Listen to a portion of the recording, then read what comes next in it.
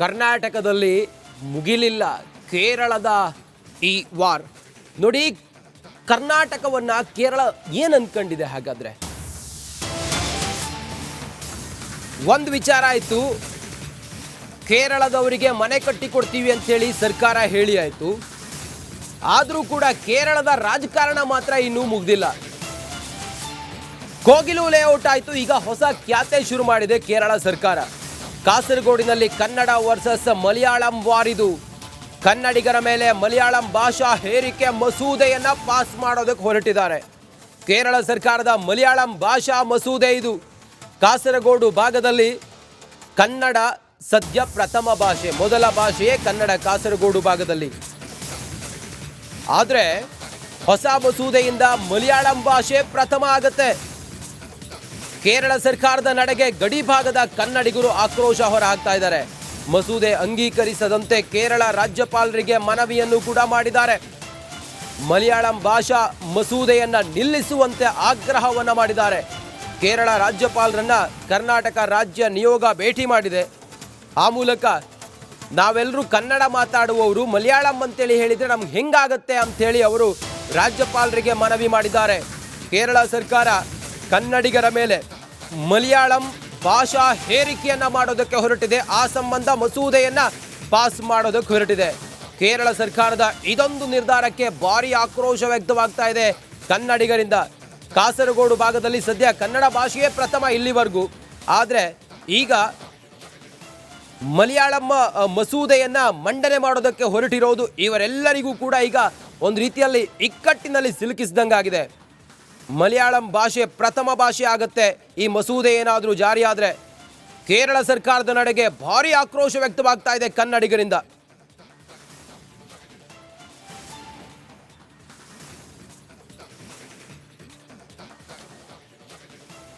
ಕಾಸರಗೋಡಿನಂತಹ ಭಾಷಾವಾರು ಅನುಕೂಲಕರ ಪ್ರದೇಶಗಳಲ್ಲಿ ವಿದ್ಯಾರ್ಥಿಗಳು ಪ್ರಸ್ತುತ ಕನ್ನಡವನ್ನು ತಮ್ಮ ಪ್ರಥಮ ಭಾಷೆಯಾಗಿ ಕಲಿತಾ ಇದ್ದಾರೆ.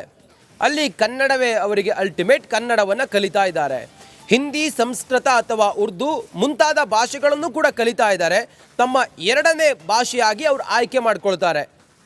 ಮಸೂದೆ ಒಂದು ವೇಳೆ ಜಾರಿಗೆ ಬಂದರೆ ಕನ್ನಡ ಕಲಿತಾ ಇದ್ದಂತಹ ಆ ಮಕ್ಕಳು ಕಡ್ಡಾಯವಾಗಿ ಪ್ರಥಮ ಭಾಷೆಯಾಗಿ ಮಲಯಾಳಮನ್ನು ಇನ್ಮೇಲೆ ಕಲಿಬೇಕಾಗತ್ತೆ. ಇದು ಹೇರಿಕೆ, ಕನ್ನಡಿಗರ ಮೇಲೆ ಮಲಯಾಳಂ ಹೇರಿಕೆ. ನಾವೇನು ಅಲ್ಪ ಸ್ವಲ್ಪ ಮಾಡಿದ್ದೀವ ಕೇರಳಕ್ಕೆ? ಇಲ್ಲಿರುವಂಥ ಕೋಗಿಲೆ ಬಡಾವಣೆಯ ನಿವಾಸಿಗಳಿಗೆ ಕೇರಳ ಸರ್ಕಾರ ಹೇಳ್ತು ಅಂತೇಳಿ ಹೇಳಿ ಮನೆ ಕಟ್ಟಿಕೊಟ್ವಿ. ಕೇರಳದಲ್ಲಿ ಫ್ಲಡ್ ಆದಾಗ ಅವರಿಗೆ ನಾವು ಏನೇನು ಬೇಕು ಎಲ್ಲ ಕೊಟ್ವಿ, ಹಣ ಸಹಾಯವನ್ನು ಮಾಡಿದ್ವಿ. ಅದಾದ ನಂತರ ಆನೆ ದಾಳಿ ಆಯಿತು ಅಂತೇಳಿ ಹೇಳಿ ಕರ್ನಾಟಕದವರಿಗೆ ನಾವು ಪರಿಹಾರ ಕೊಡದೆ ಕೇರಳದವರಿಗೆ ಪರಿಹಾರ ಕೊಟ್ವಿ. ಇದಾಗಿಯೂ ಕೂಡ ನಿಮಗೆ ಕಾಸರಗೋಡಿನಲ್ಲಿ ಮಾತ್ರ ಕನ್ನಡ ಮಾತಾಡ್ತಾರೆ ಅನ್ನೋದು ನಿಮಗೆ ನಿಮ್ಮ ಮನಸ್ಸಿನಲ್ಲಿದ್ದಂಥ ಬೇಗುತ್ತಿ ಈಗ ಮತ್ತೆ ಸಾಬೀತಾಗಿದೆ. ಮಲಯಾಳಂ ಮಸೂದೆ ಹೊರಡಿಸೋದಕ್ಕೆ ನೀವು ಹೊರಟಿದ್ದೀರಿ. ಇದು ಹೇರಿಕೆ ಅಲ್ವಾ? ಮಲಯಾಳಂ ಮಸೂದೆಯನ್ನು ಮಂಡನೆ ಮಾಡೋದಕ್ಕೆ ಹೊರಟಂತ ಕೇರಳ ಸರ್ಕಾರದ ವಿರುದ್ಧ ಈಗ ಭಾರಿ ಆಕ್ರೋಶ ವ್ಯಕ್ತವಾಗ್ತಾ ಇದೆ. ಅಲ್ಲಿ ಕನ್ನಡ ಮಾತಾಡೋರು, ಆದರೆ ಇನ್ನು ಮುಂದೆ ಕನ್ನಡದಲ್ಲಿ ಕಲಿಯೋರು ಇನ್ನು ಮುಂದೆ ಪ್ರಥಮ ಭಾಷೆಯಾಗಿ ಮಲಯಾಳಮನ್ನು ಕಲಿಬೇಕಾಗತ್ತೆ. ಹಾಗಾದರೆ ಏನಿದು ಮಸೂದೆ, ಏನಿದೆ ಇದರಲ್ಲಿ? ಈ ವರದಿ ನೋಡಿ. ಕಾಸರಗೋಡು ಕನ್ನಡಿಗರ ಮೇಲೆ ಮಲಯಾಳಂ ಹೇರಿಕೆ. ಕೇರಳ ಸರ್ಕಾರದ ವಿರುದ್ಧ ಸಿಡಿದ ಸಿದ್ದರಾಮಯ್ಯ. ಕಾಸರಗೋಡು ಕರ್ನಾಟಕದ ಮಂಗಳೂರಿನಿಂದ ಕೆಲವೇ ಮೈಲಿಗಳಷ್ಟು ದೂರ ಇರುವ ಕೇರಳ ರಾಜ್ಯಕ್ಕೆ ಸೇರಿರುವ ಒಂದು ಜಿಲ್ಲೆ. ಆದರೆ ಈ ಕಾಸರಗೋಡಿನಲ್ಲಿ ಕನ್ನಡಿಗರೇ ಹೆಚ್ಚಿದ್ದಾರೆ. ಸಾಂಸ್ಕೃತಿಕವಾಗಿ ಕನ್ನಡ ಅಸ್ಮಿತೆಯ ಭಾಗವಾಗಿದೆ.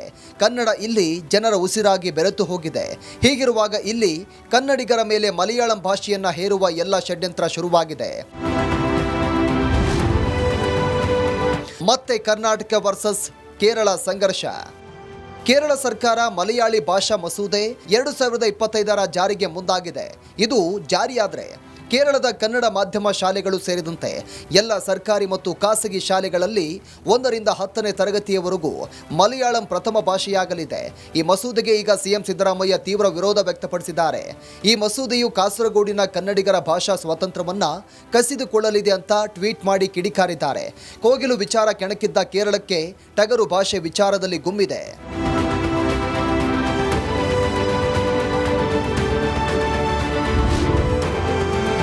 ಸಿದ್ದರಾಮಯ್ಯ ಟ್ವೀಟ್ನಲ್ಲಿ ಏನಿದೆ?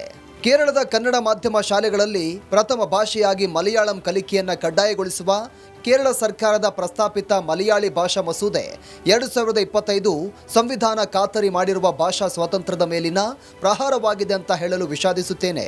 ಇಂತಹದ್ದೊಂದು ಕಾನೂನು ಜಾರಿಗೆ ಬಂದರೆ ಕೇರಳದ ಕಾಸರಗೋಡಿನಲ್ಲಿ ವಾಸ ಮಾಡ್ತಿರುವ ಕನ್ನಡಿಗರು ಮಾತೃಭಾಷೆಯನ್ನು ಕಲಿಯುವ ಅವಕಾಶದಿಂದ ವಂಚಿತರಾಗಲಿದ್ದಾರೆ. ಭಾಷಾ ಅಲ್ಪಸಂಖ್ಯಾತರ ಮೂಲಭೂತ ಹಕ್ಕನ್ನು ದಮನ ಮಾಡುವ ಇಂತಹ ನಡೆಯನ್ನ ಕೇರಳದ ಕಮ್ಯುನಿಸ್ಟ್ ಸರ್ಕಾರದಿಂದ ನಾವು ನಿರೀಕ್ಷೆ ಮಾಡಿರಲಿಲ್ಲ. ಕಾಸರಗೋಡು ಇಂದು ಆಡಳಿತಾತ್ಮಕವಾಗಿ ಕೇರಳ ರಾಜ್ಯಕ್ಕೆ ಸೇರಿದ್ದರೂ ಅದು ಭಾವನಾತ್ಮಕವಾಗಿ ಕರ್ನಾಟಕ ರಾಜ್ಯಕ್ಕೆ ಸೇರಿದ್ದಾಗಿದೆ. ಅವರು ಕರ್ನಾಟಕದಲ್ಲಿ ಕನ್ನಡಿಗರಿಗಿಂತ ಕಡಿಮೆ ಕನ್ನಡಿಗರೇನಲ್ಲ. ಅವರ ಹಿತವನ್ನು ರಕ್ಷಿಸುವುದು ನಮ್ಮ ಸರ್ಕಾರದ ಕರ್ತವ್ಯವಾಗಿದೆ. ವೈವಿಧ್ಯತೆಯಲ್ಲಿ ಏಕತೆಯನ್ನ ಕಾಣುವ ಭಾರತದ ಪ್ರತಿಯೊಬ್ಬ ಪ್ರಜೆಗೂ ಅವರ ಮಾತೃಭಾಷೆಯಲ್ಲಿ ಕಲಿಯುವ ಸ್ವಾತಂತ್ರ್ಯ ಇದೆ. ಈ ಹಿನ್ನೆಲೆ ಕೇರಳ ವಿಧಾನಸಭೆ ಅಂಗೀಕರಿಸಿರುವ ಮಲಯಾಳಿ ಭಾಷಾ ಮಸೂದೆ 2025 ತಕ್ಷಣ ಹಿಂತೆಗೆದುಕೊಳ್ಬೇಕು ಅಂತ ಕೇರಳದ ಮುಖ್ಯಮಂತ್ರಿ ಪಿಣರಾಯಿ ವಿಜಯನ್ ಅವರನ್ನ ಆಗ್ರಹ ಮಾಡ್ತೇನೆ. ಕೇರಳ ಸರ್ಕಾರ ಈ ಮಸೂದೆಯನ್ನ ಜಾರಿಗೊಳಿಸಲು ಹೊರಟ್ರೆ ಕನ್ನಡಿಗರು ಇದನ್ನ ಒಕ್ಕೊರಲಿನಿಂದ ವಿರೋಧ ಮಾಡಲಿದ್ದಾರೆ.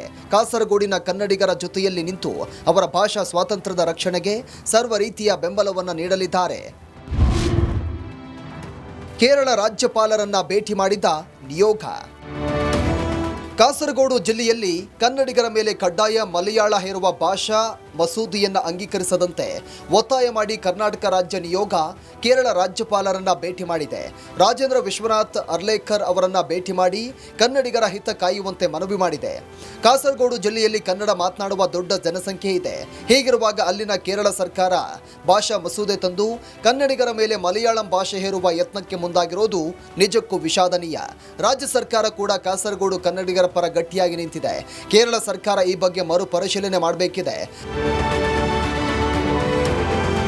News desk, republic Kannada.